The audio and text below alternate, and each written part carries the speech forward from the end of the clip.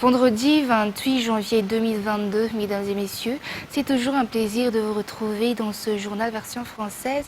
Merci de nous rejoindre sur Viva pour vous informer. À la une des actualités de ce jour, les mesures sur la distribution des vaccins et l'organisation des Tsenamour pour soulager la population suite aux sinistres auxquels nous avons fait face ont été particulièrement évoqués durant le Conseil des ministres d'hier.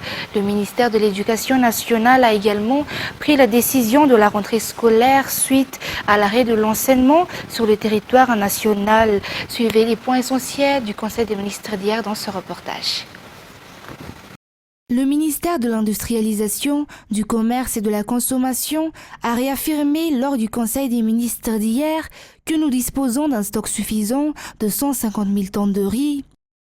Le retour des Tsenamour hebdomadaires est en cours, toujours d'après le ministère du Commerce. Toutefois, des mesures urgentes s'imposent, notamment la coordination des actions du BNGRC, qui gère les sites d'hébergement des sinistrés, ainsi que les ministères opérant dans ce sens. Les vaccins seront de nouveau distribués, 10 000 ménages en bénéficieront. Un rapport détaillé des dégâts sur les cultures et les infrastructures s'avère urgent, ainsi que l'évacuation des sinistrés dont les domiciles ont été complètement ravagés. Une zone de stockage des divers matériels pour les urgences, comme les sinistres, va également être mise en place à Antananarivo. Du côté du ministère de l'Éducation nationale, ce dernier va mettre en œuvre un plan pour la réhabilitation urgente des salles de classe endommagées, afin que les élèves puissent retourner à l'école au plus vite. La reprise pour l'enseignement public aura lieu ce lundi 31 janvier. Et dans le cadre de la préparation de cette rentrée, les salles ayant hébergé les sinistrés vont être désinfectées.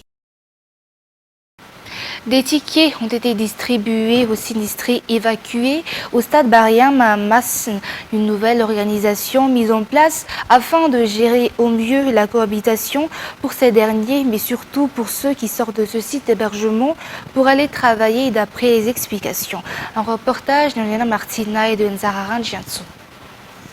3488 sinistrés sont accueillis au niveau du stade Bariam à Massen jusqu'à hier, après que certains ont rejoint leur domicile.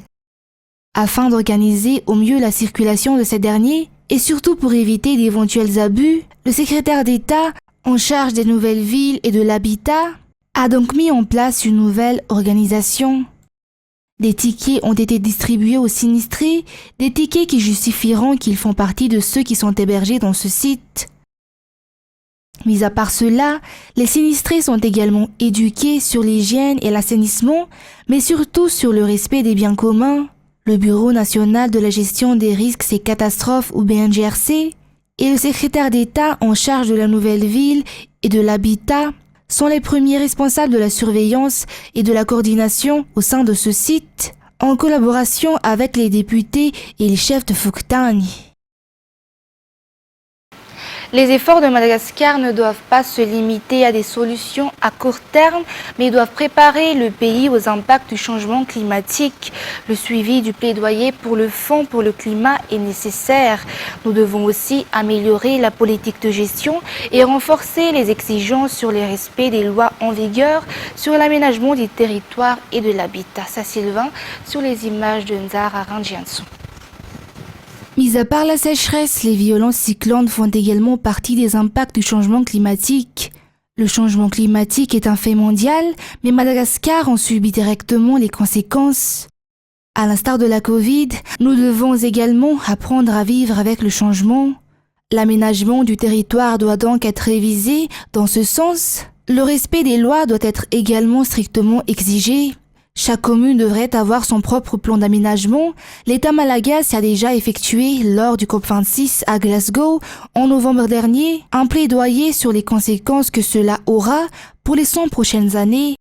Il est maintenant temps de se rattraper et de tirer des leçons du passé. D'après le ministre de l'Environnement et du Développement durable, une action qui réunit les responsables étatiques, le secteur public et privé, chaque citoyen malagasy, mais également les acteurs internationaux.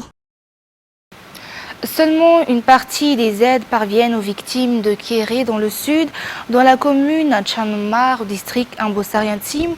Selon les plaintes du représentant de la population, il suspecte le maire d'être derrière cette situation. De son côté, le député élu dans ce district souligne que la distribution des dons ne relève pas des élus, mais du PAM. Toujours un reportage de Hélène Martina.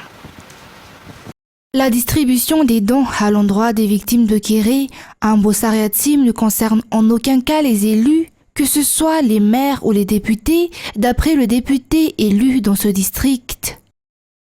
La coordination et distribution de ces dons est du rôle du PAM ou Programme alimentaire mondial. Toutefois, les dons sont en quantité insuffisante et leur distribution connaît des retards suite au mauvais état de route engendré par les fortes pluies.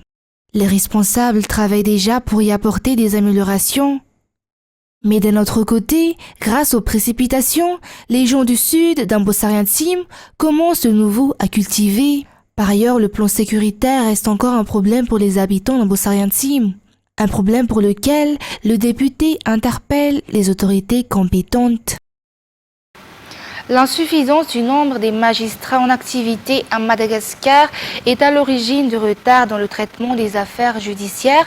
D'après les explications du président de la Cour suprême ce jour, l'ancienneté des infrastructures dans certaines régions pose également problème. Certains ne disposent même pas d'une salle d'audience. Ces précisions ont été faites en marge de la rentrée judiciaire de la Cour suprême qui a lieu aujourd'hui. C'est Chiranji Anas sur les images de Anzar Arazonarville. L'effectif des magistrats est insuffisant au regard des tâches qui leur incombent. Une réalité qui prévaut tout aussi bien pour Antananarive que pour les autres régions. Le nombre des employés au sein du ministère ne suffit également pas, car 47 d'entre eux sont localisés dans les régions, si les 53 restants sont tous à Antananarive. En outre, l'ancienneté des infrastructures pose également problème. De nombreuses régions n'ont même pas de salle d'audience et doivent les tenir en plein air.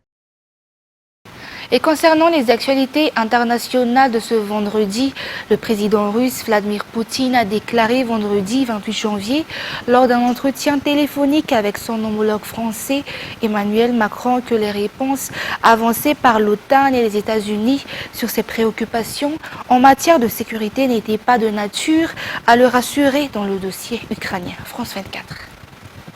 Son bureau du Kremlin que Vladimir Poutine dialogue avec Emmanuel Macron. Un entretien téléphonique pour tenter de désamorcer la crise. La balle est dans le camp russe, avait dit un peu plus tôt Jean-Yves Le Drian. C'est à Vladimir Poutine de dire s'il veut la confrontation ou s'il veut la concertation. Ou confrontation ou concertation. Nous sommes prêts à la concertation. Encore faut-il être deux pour le faire. Ce midi, Moscou tente de rassurer sur ses intentions.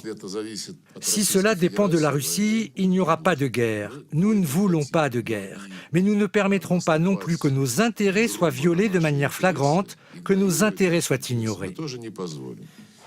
Difficile de décrypter les intentions de la Russie, qui refuse que l'Ukraine puisse un jour rejoindre l'OTAN. En attendant, Moscou poursuit ses grandes manœuvres. Un déploiement spectaculaire, sur terre, en mer, mais aussi dans le ciel. L'Ukraine, plus que jamais prise en étau. Sur son sol, les séparatistes pro-russes du Donbass. Côté russe, 100 000 soldats aux frontières de l'Ukraine et des missiles déployés en Biélorussie. En réponse, l'OTAN a massé des troupes dans 6 pays et activé des bases aériennes et antimissiles. Washington a enfin mis en alerte 8500 soldats. Chaque camp bande ses muscles, mais la porte de la diplomatie reste ouverte. L'activité économique française a nettement rebondi en 2021 avec une croissance de 7% du jamais vu depuis 52 ans, mais qui intervient après la récession historique subie en 2020 à cause de la crise sanitaire.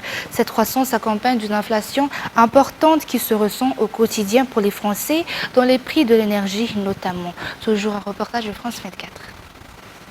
Qui efface la crise économique. Ces mots de Bruno Le Maire font suite à l'annonce par l'INSEE d'une croissance de 7% du PIB pour l'année 2021, soit 0,3 points de plus que les estimations précédentes. 7%, c'est spectaculaire, ce qui veut dire derrière des emplois, des usines, des entreprises. Et puis ça prouve aussi que la politique économique du gouvernement est efficace. L'activité économique est bel et bien repartie à la hausse en 2021, notamment grâce à la production de biens et services qui progressent respectivement de 7,4 et 8,5%. Mais ce retour à la croissance ne suffit pourtant pas à revenir au niveau de 2019, car entre-temps 2020 a connu une récession de 8% du PIB. Les secteurs particulièrement touchés par la pandémie, tourisme, hôtellerie ou événementiel, continuent de souffrir et les échanges commerciaux avec l'étranger restent bien en dessous du niveau d'avant la crise.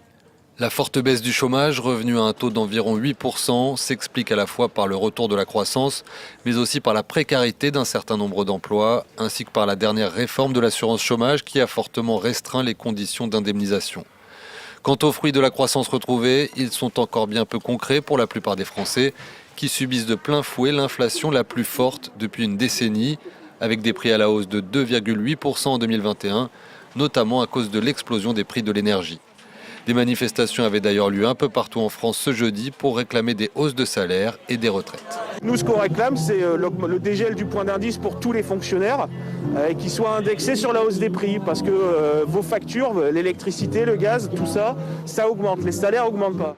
Les Français les plus riches, eux, ont bien vu les fruits de la croissance, notamment les milliardaires, dont la fortune a augmenté de 86% entre mars 2020 et octobre 2021, selon le dernier rapport d'Oxfam.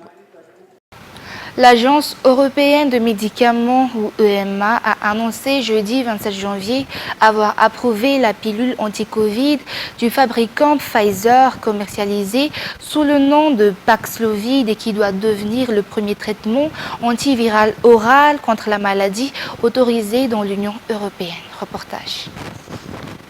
Premier médicament contre le Covid-19 à être autorisé en Europe.